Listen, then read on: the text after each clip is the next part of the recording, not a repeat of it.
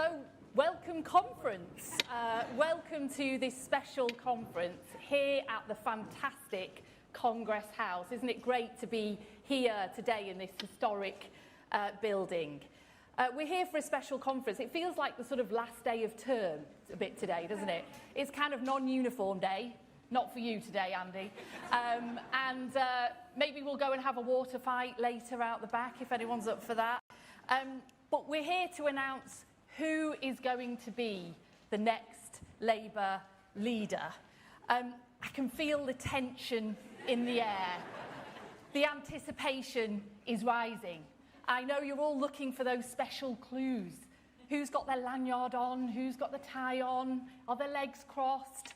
Well, all will be revealed very soon. It feels a bit like the tension we all felt on Wednesday night, watching England play Argentina. I know.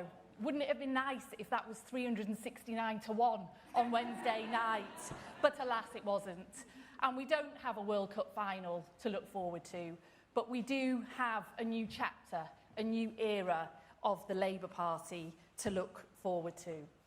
But before we turn the page, I just want to take a moment to consider the last chapter and pay a few respects, and I hope you will all join me in doing that. First of all, can I thank and pay my respects to Keir Starmer.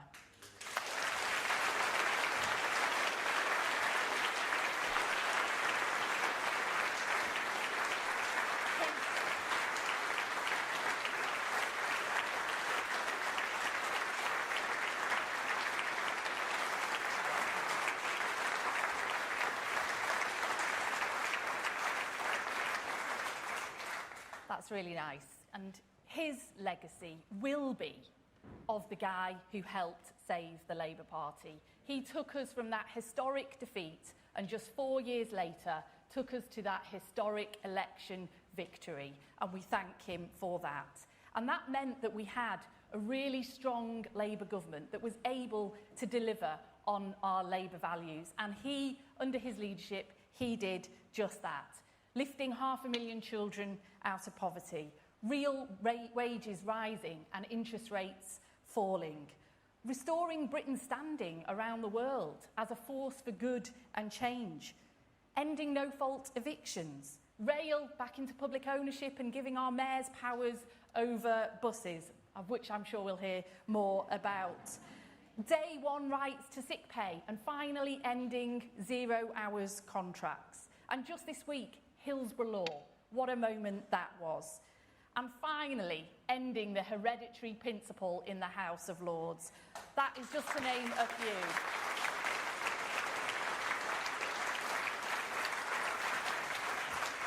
That is a legacy he can be very, very proud of. And can I also thank Keir and his team for the way in which they've conducted themselves in recent weeks, with dignity and with grace. Changing leader is never easy, but I'm really pleased and proud with the way that we have gone through this process as one Labour team. And that wouldn't have been possible without all of you in this room today. I want to say a big thank you as well to the candidates team, still a candidate, Andy Burnham. You and your team have really been incredibly respectful and generous throughout this process. Thank you for that.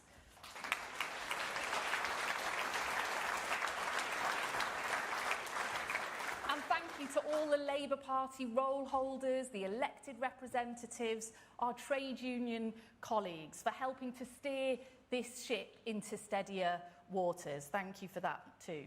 But most of all, can I thank our fantastic General Secretary, Holly Ridley, and all the Labour staff around the country.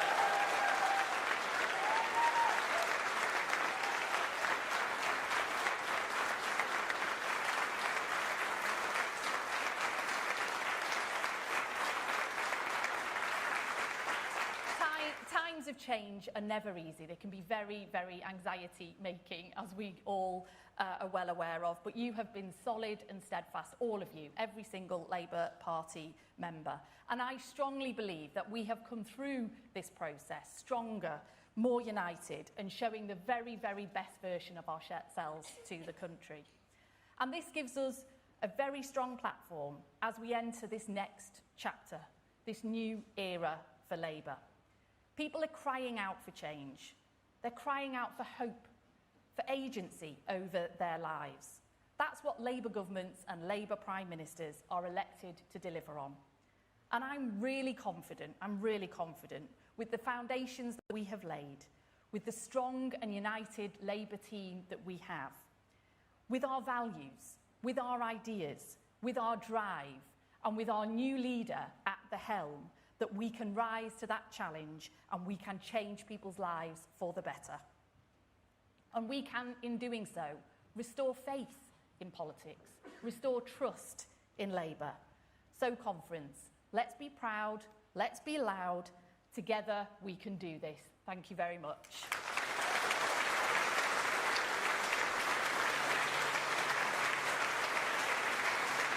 So now, without further ado, can I introduce our returning officer and our fantastic General Secretary, Holly Ridley. Thank you. Hello, brilliant. Well done.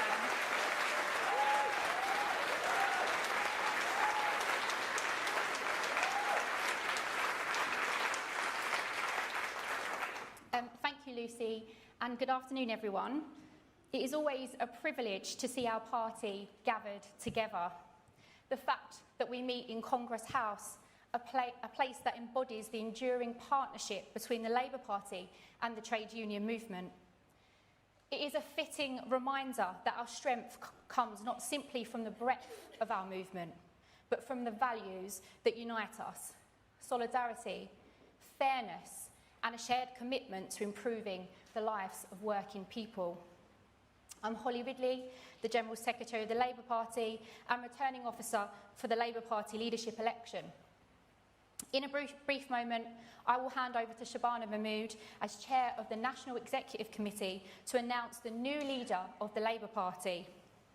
But first, I want to say a thank you to the Procedures Committee of the NEC for their leadership in overseeing this process and ensuring that it has been conducted fairly, and to the Labour Party staff for their professionalism and hard work throughout this period.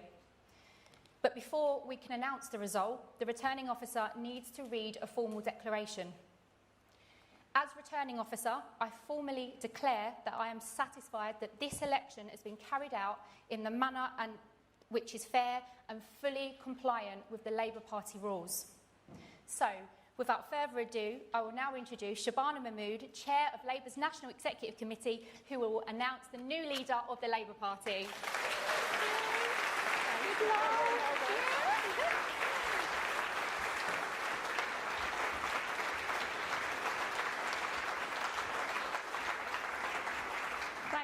Thank you very much, Holly. As Chair of the National Executive Committee of the Labour Party, I have the honour of announcing the result of the Labour Party Leadership Contest 2026. This is the formal bit. Following the resignation of Sir Keir Starmer as Labour's leader, the NEC set out the procedures and timetable for a contest to seek his replacement. The returning officer has informed me that the requirements of that contest have now been met. It's hardly a nail-biter, folks. And so, despite the efforts of a lone MP, I can confirm that there was only one eligibly nominated candidate. Following the period of nominations by Labour MPs, one candidate received 379 nominations. Having met the threshold of 20% of the Parliamentary Labour Party, they were eligible to proceed to the next stage. One other candidate received one nomination and is not eligible to proceed. Among the affiliated trade unions and socialist societies, the one eligible candidate received 23 nominations in total. This included nominations from all 11 trade unions, comprising well over 5% of the affiliated membership. There being no other eligibly nominated candidate, it is therefore my honour to declare that the duly elected leader of the Labour Party is Andy Burnham.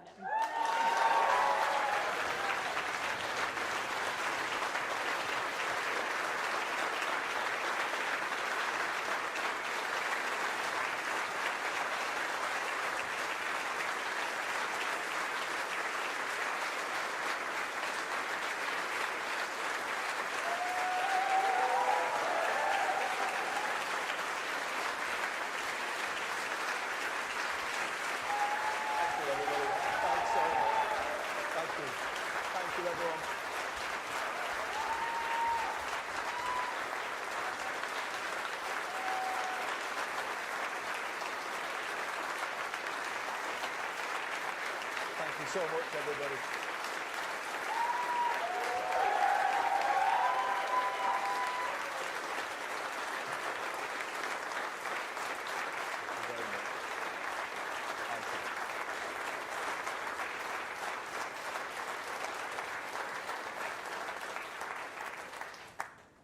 Thank you so much, friends.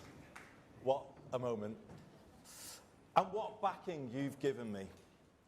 All our affiliated trade unions, all our socialist societies, 379 of our MPs, and I don't need to say commiserations to Catherine West, because she backed me too. Thanks, Catherine.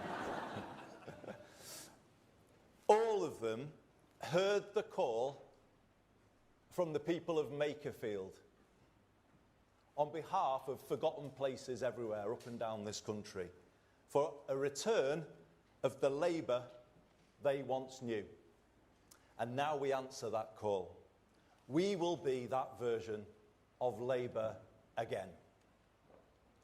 We are united today, as Holly said, as Lucy said and Shabana said, and thank you so much for your words. We are united, and we put the power that comes from that unity at the service of people and places who have been waiting too long for politics to let them hope again. And that's what we're going to do, everybody. We're going to give them hope back. This is a proud moment you have given me and my family today, and an emotional one. But it is one for which I am ready. I am ready. Ready to lead and to build on the foundation laid by one person more than any other. Under Keir Starmer's leadership, we went from our worst defeat to one of the best victories in our history. Keir put Labour back in a position to change people's lives, and that is what we have been doing these last 2 years. New rights for workers and for renters. NHS waiting lists falling for the first time in years. In fact, since I was Health Secretary, I think, so well done, Wes. Rail back under public control. Britain's reputation rebuilt on the world stage. And as Lucy said, just this week, the biggest rebalancing of the scales of justice this country has ever seen. Today we thank Keir for his service to our party and to our country.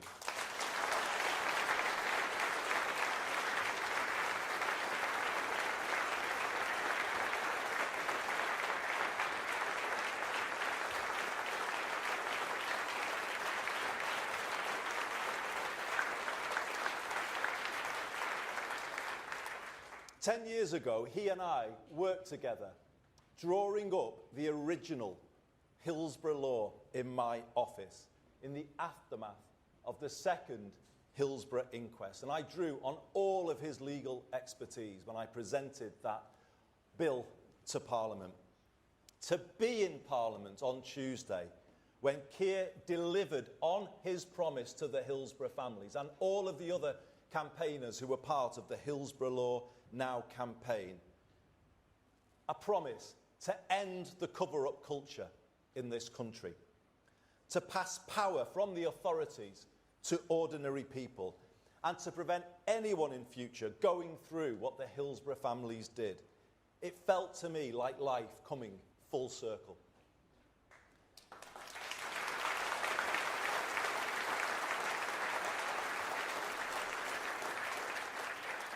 My journey to this stage today began in earnest at Anfield in April 2009. The COP made me confront the fact that this country does not work for working class communities like the city of my birth. In fact, it's worse. It turned its back on them. Political power was used viciously against them to protect vested interests. Economic power cruelly stripped with the deindustrialisation of the 1980s, as it was against so many places up and down the land. And let us never forget, these are the very same places that built this labour movement, this trade union movement where we are today, Paul. Those are the places, but they were the places that were done down. This labour movement, the trade union movement, was forged in the steelworks and ironworks of Sheffield, Scunthorpe, Port Talbot and Teesside, in the coalfields of South Wales, Central Scotland, Nottinghamshire, Derbyshire, Yorkshire and Lancashire, in the mills across the Pennines, west and east, in the shipyards on the Clyde and on the Tyne, and in the dockyards of Liverpool and here in London. The people of these proud places made labour. But we have to ask ourselves, just as I had to ask myself at Anfield that day, have we been good enough for them? Change starts with honesty. We must recognise that this generation of politicians, myself included, have failed to challenge a political culture and an economic model that simply doesn't work well enough for ordinary people. 4 decades of the neoliberalism that began in the 1980s have not been kind to the places that built our party, nor to the communities across the UK in rural and coastal areas. So we pledge today to them to be better. And as I accept the honour of leading this party forward, I will tell you about 5 things I will do to make us so, to make us better. First, I will work relentlessly to build a culture of one Labour team, because change starts with us.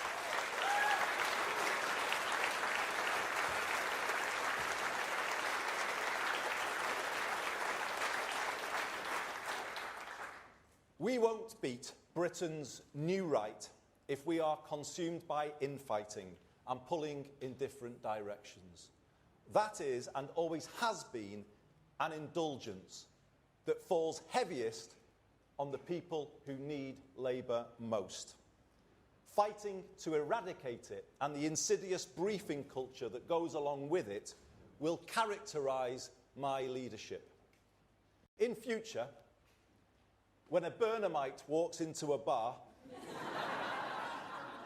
as many Burnhamites are known to do, talking about you, Kevin. In future, when a Burnhamite walks into a bar, I want the barman to say, "Great to see you. We don't like factional politics in here."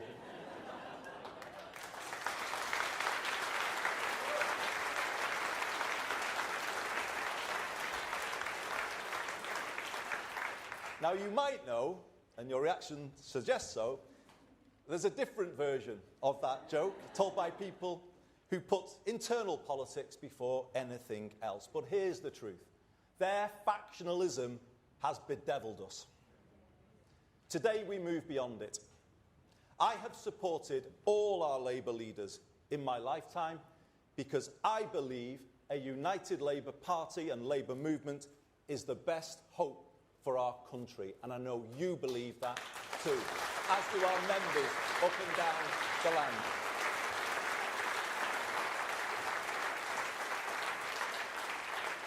And I will lead this party in that spirit, not seeking to suspend or punish members who have principled views that may be different from mine, but building unity by respecting all shades of opinion. And contrary to what you may keep on reading, I haven't made any decisions yet about who will be in that top team, but I will soon. And when I have, you will see it reflects all parts of our party, all communities, and it will reflect your own place within this great party of ours. A stronger, more united Labour Party, lifting up a stronger and more united Britain. And this brings me to my second change. I will work to build a new politics. The country is crying out for it. We might enjoy the point scoring against others. The public don't. How can politicians point fingers when living standards are falling and politics as a whole isn't working for them?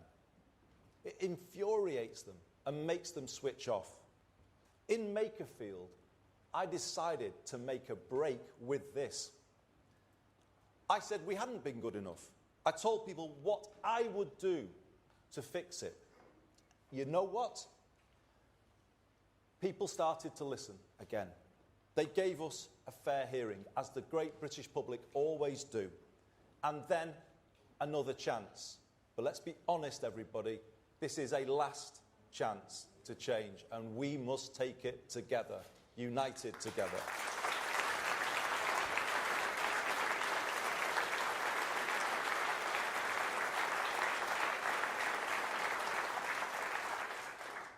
Tell people what we will do, rather than always going on about others.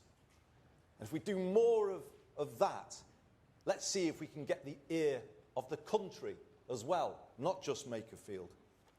Let's take a problem-solving rather than a point-scoring approach. Let's have the courage to fix the big things that politics has neglected, like social care, and have the conviction to go out there together and argue for our plans. And let's have the self-confidence to find common ground with other parties where we can. By seeking more consensus, we may just find the change we make is more lasting. We may find our political discourse in this country becomes that little bit less toxic, and we should be working to achieve that too. And the turbulence of the last decade may not quite feel as so inevitable as it does today. My third change is our political direction. Yes, we will work with other parties where we can, but doing so from the clarity of knowing exactly where we stand. As your leader, I will set a direction that is distinctively Labour.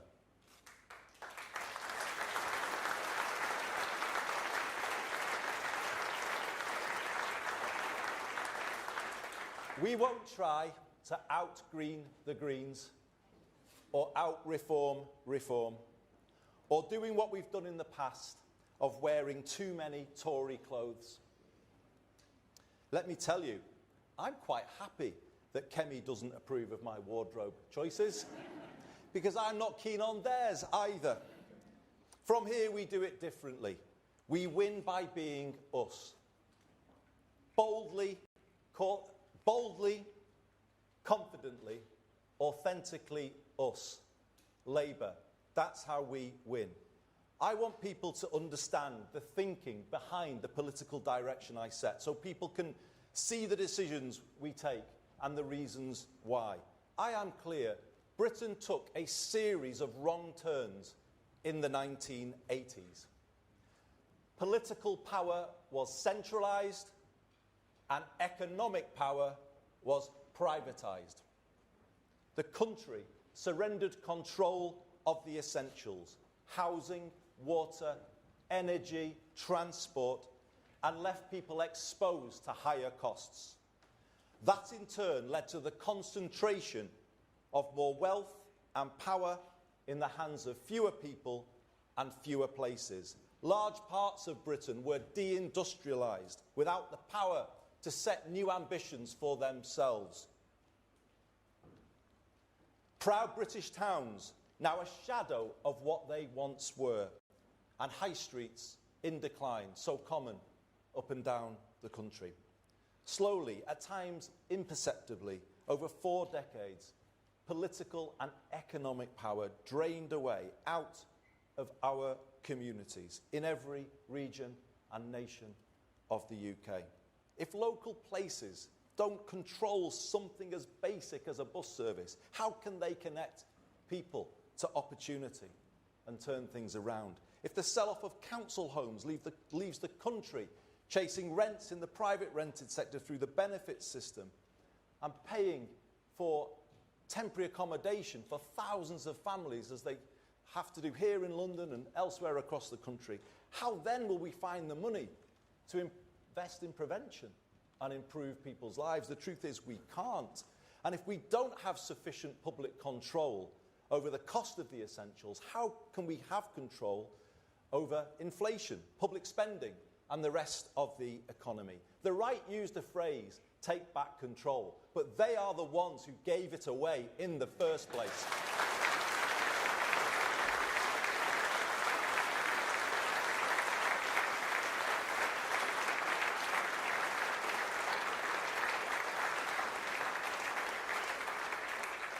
If we want an economy and a country that works for all people and places, which to me should always be at the very core of Labourism, then it requires a new path to the one we've been on for the last 40 years. The government I lead will confidently lay that path out starting next week. And that is why this change today is the most significant change moment in our politics for 40 years. It will take us to a country where life is more affordable and all people and places are lifted from where they are now. And conference, this is my 4th commitment to you. I mean it when I say all places. I will be a leader for the North, the South, the East and the West, for Scotland, Wales and for Northern Ireland.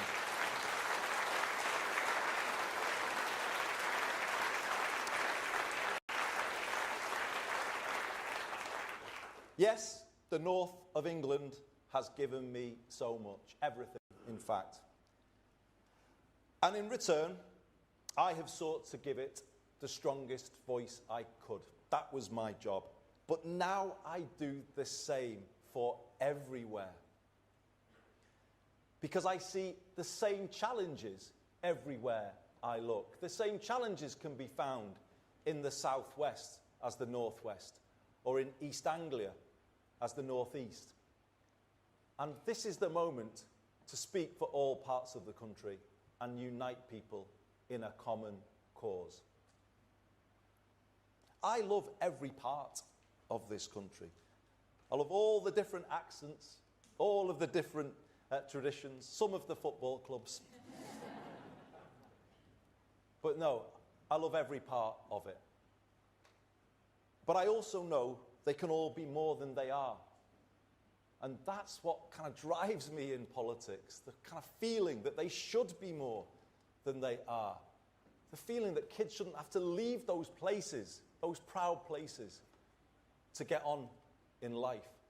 We should make them more than they are, help them take power to be more than they are. And this brings me to my 5th and final promise. We will take power back from Westminster and Whitehall and give it to the place where you live.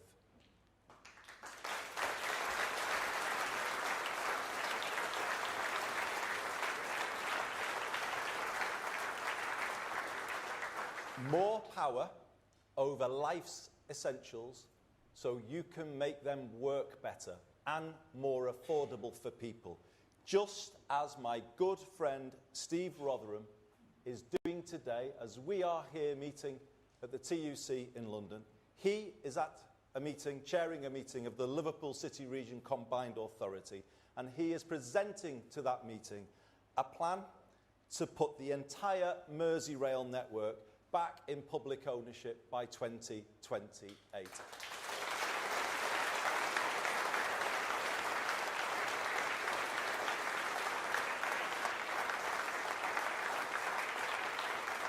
plan to cut fares, make trains run on time, and a railway run in the interests of the passengers, not shareholders.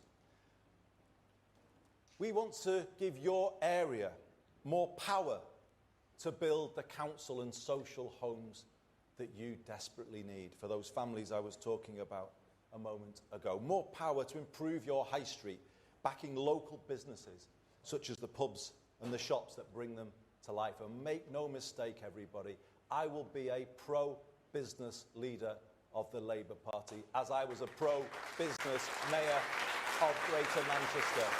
We turn places round together, and that is the way we ran in Manchester, and we will take to the whole country. And as part of that, more power to reindustrialise and to build an education system based on parity between academic and technical education, to give every young person growing up in different parts of the country a path in life to university or to a work placement, to apprenticeship and into a good job. Hope for every young person is what we are going to be about. And this is it. When you add all of that together, a plan to give people more power, to bring back the hope we have all been missing too much, and people are looking for us to deliver, and we will. So, everybody, you're here and you're sharing this moment with me. Thank you so much for being with me. I've had a long journey through politics to get to this moment, as you all know, because so many of you in here and so many others watching this on television know what they did to help me along my way and knock me into shape as they needed to do. I want to, if I may, just single out three. I was his parliamentary private secretary in my first experience of the front bench, but he has been the truest mentor to me in the decades since, and it's just wonderful to be with you, Lord Blunkett, David, on this special day.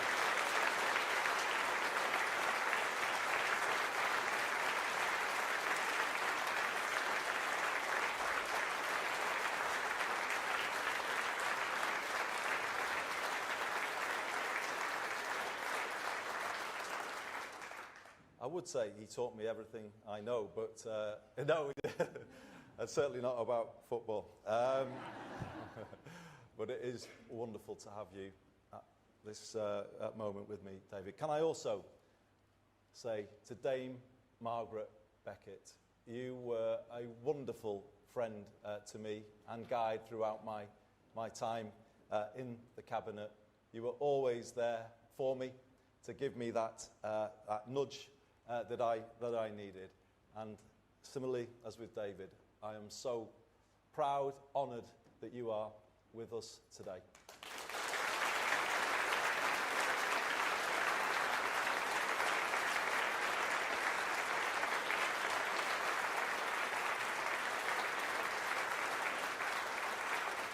And sitting next to Margaret, for those of you who want somebody to blame, he is the man you can hold to account. He is the man that fired up a young Andy Burnham in the northwest of England in the mid-1980s with rhetoric of the kind that remains unmatched, I would say, in modern politics. It has always been something that I treasure, to get a message from him with his advice and the care and the thought he puts into those messages. They mean everything to me. I would not be standing here.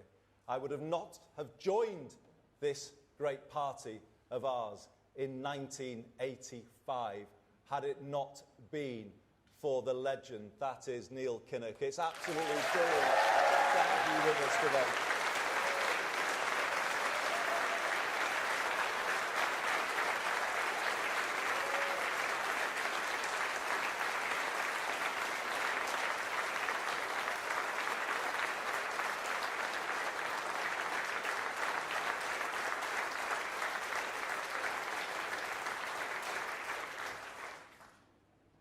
so many of you here who I can't name, so many watching, have helped me get here. I haven't done it alone. I haven't got everything right, and I'm sorry where I've fallen short. But I have always given it my all, and I always will.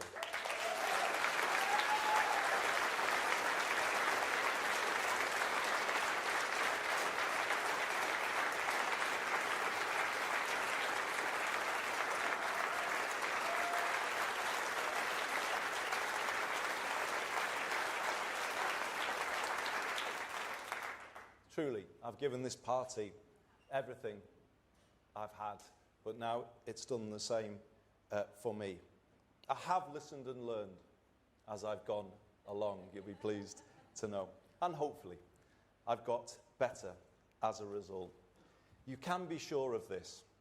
I know what I believe after 25 years as an elected Labour representative.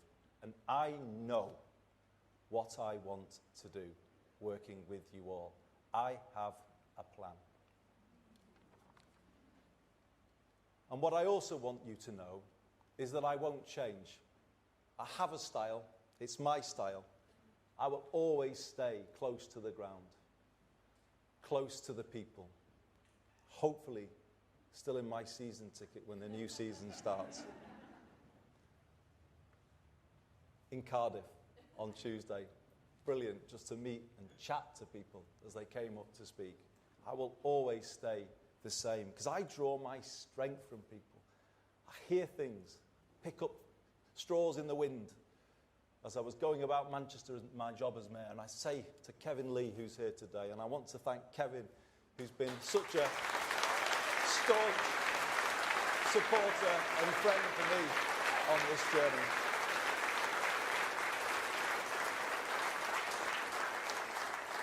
I would bring a little idea from Greg's or the pub or wherever, and he'd say, well, this is hardly from a think tank, and what am I meant to do with this? But that's how we did it, just to be close and listen, and that's what I'll do. I'll be out and about in August, in all parts of the UK, definitely in the south, and I'm off to Gravesend later to show I'm for the south too. That's the way I've always done it, and it made me really proud recently. You might call it faint praise, but I took it as very serious praise. Someone said recently, Andy's all right. He's for us. I was so proud of that I made it my slogan in Bakerfield. I am for us, for all of us.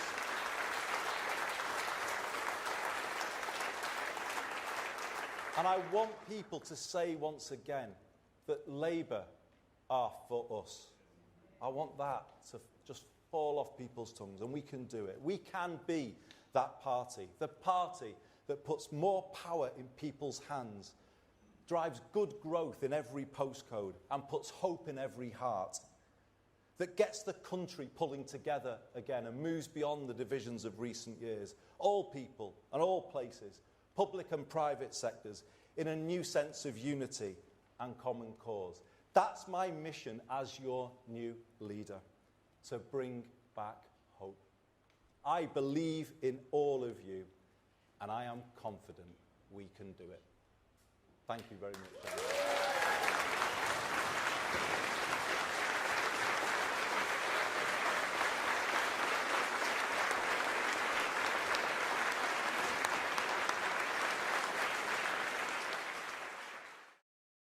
Right, stick around, guys. I'm not political or anything. Yeah, I never have said my political views. Well, I have. They're all fucking liars. Right, I've said it. What did you make of that? Well, there was absolutely fuck all in that. I know it was just signing him as a leader and whatever, but let me know. Sorry, I'm going to start laughing now. Right. Let me know your opinions in the chat, all right? Okay. And yes, I've done it again. Hold on a sec. Let's go back.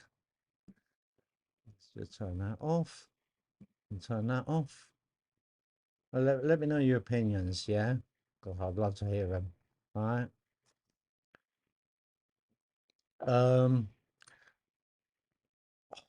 Where is she? Yeah, I vote green. But Vanessa, are you still here? Vanessa, you still in the chat?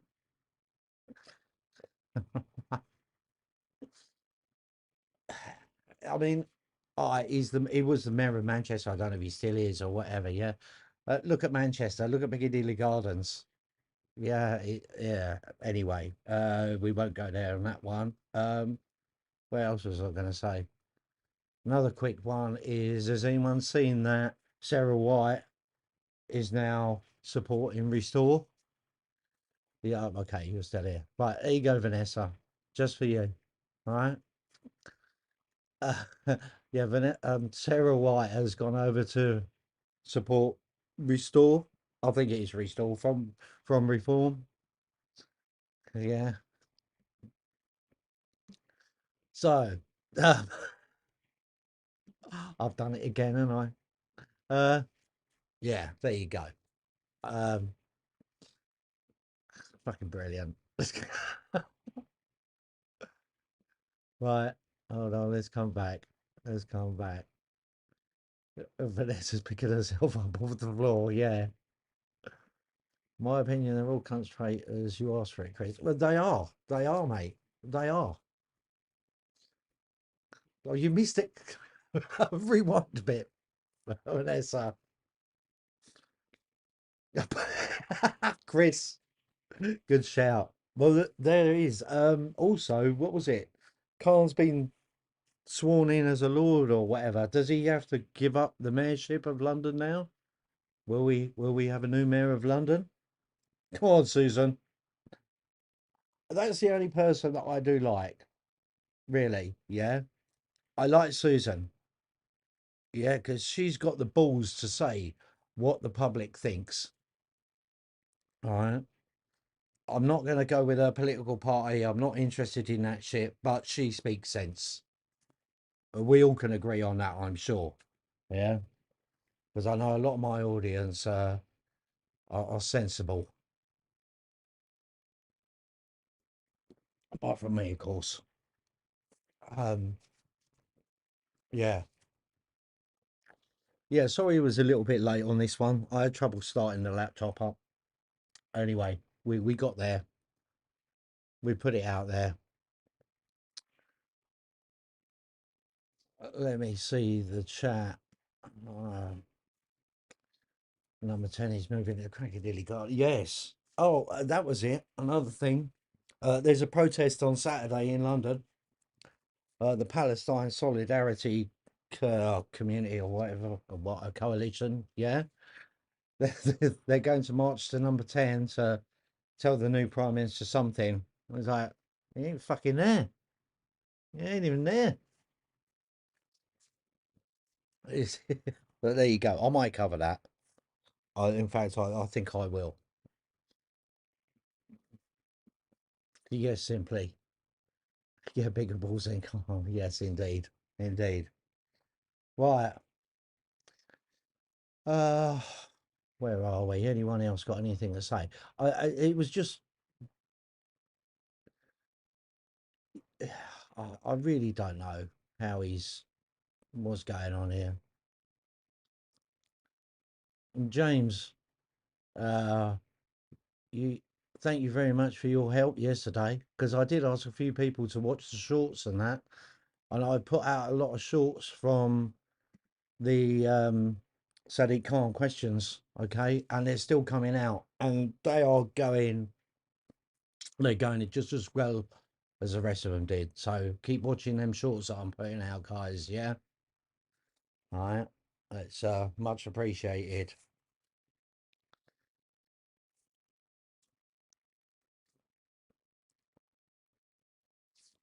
I'm now lost for words. So he's now sworn in. I don't know if there's anything going on Monday. I did hear that there was something going to happen on Monday with Andy Burnham.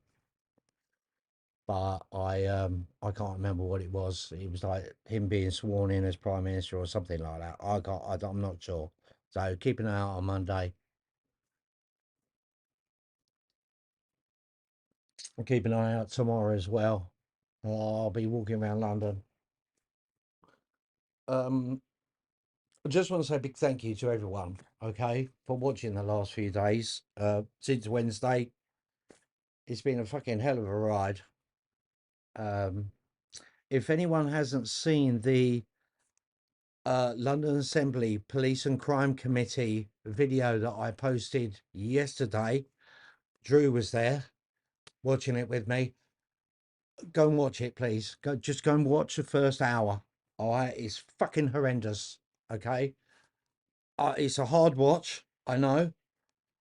I really wanted to think about what was happening there and do something positive from it. Try to. Obviously, it's a very difficult subject, and I would need a lot of support, and I don't think I would get that support. All right, so I'll think about it. I'll sit on the fence because it will take a lot of time and dedication to it. But go and watch that. Go and watch that. Yeah, Diane, it's been up and down. God, I mean, the football, we had a laugh. I was drunk. It was all fun and games. And then we drop it, and then we drop on to the serious stuff. Yeah, it Drew, exactly, mate.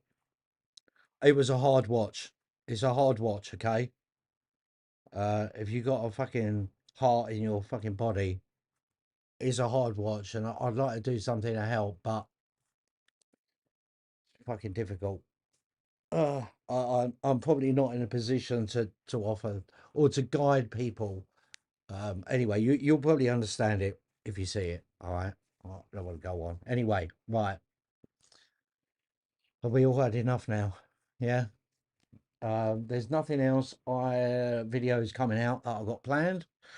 Apart from tomorrow, if I will possibly do a live stream from a protest in London. I don't think many people will watch, but it will get me out of the house for a few hours. So we might do. All right. Exactly, Drew. Yeah, we were the same. We were talking about it, weren't we? We were talking about that. I think the live chat replay is still there on that. It was only really me and Drew and a few others watching, but I don't know. If you hear sniffing, it's not sniffing, it's me having me inhaler. Right. It has been a roller coaster, Diane. It's been a roller coaster. And don't say I don't bring you fucking content, but there you go. I try my best. All right. Okay. Thank you very much, everyone, as always, for watching, supporting me. Go and watch the shorts. There's a short form video that's doing the rounds at the moment, and it was getting shared over WhatsApp like mental last night. And I'm not shitting you. It was going mental. I watch if YouTube notifies you. I know. Will do. Thanks, Vanessa. Exactly. That's the problem as well. Is YouTube is not pushing out notifications. It's as Drew said earlier, I'd done a stream on the other channel, and he got a notification when I stopped. But anyway, Lynn, thank you very much for that. That is much appreciated if you're still there. And everyone else, right? I think that's it. I've talked enough shit now. I've had that for once. Anyway, if anyone wants to know, I've got a free house for the whole week. My daughter's away, so it's just me and the dog in the house. We might invite people over for a party. No, I'm joking. He'd eat everyone. Right. Okay. Stay safe, everyone. And we'll catch up with you soon. Unless, of course, anything happens. Yeah. Then I will try to come back live again. Have a great rest. Yeah, it's Friday, so the party has started already. Enjoy your weekend. And I hope to catch up with you all soon. All right. We were just saying about that, UTK. We're just saying about that. YouTube is not pushing out notifications properly at the moment. I don't know why. I don't know what's going on. But it happened yesterday as well. What was it? Was it yesterday or the day before? Halfway through, like 2 hours into a live stream, and everyone started turning up. Lynn, thank you very much again for what you do. But you do enough, love. Your support and watching and sharing is enough. It is appreciated what you do, all right? But you don't need to go to that lengths. Thank you very much. Okay, Vanessa, I'll leave you with this.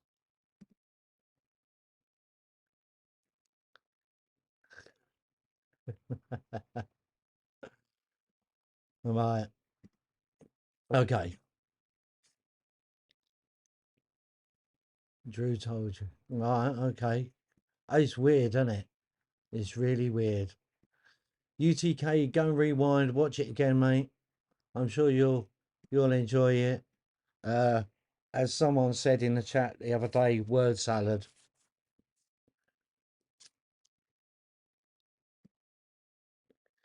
Exactly, Lynn. Yeah, you're dead right there. We know that. 45% they take. All right. And just to let you know, 45%. I think they've increased it. Right. Okay. Love you all. Catch you all soon.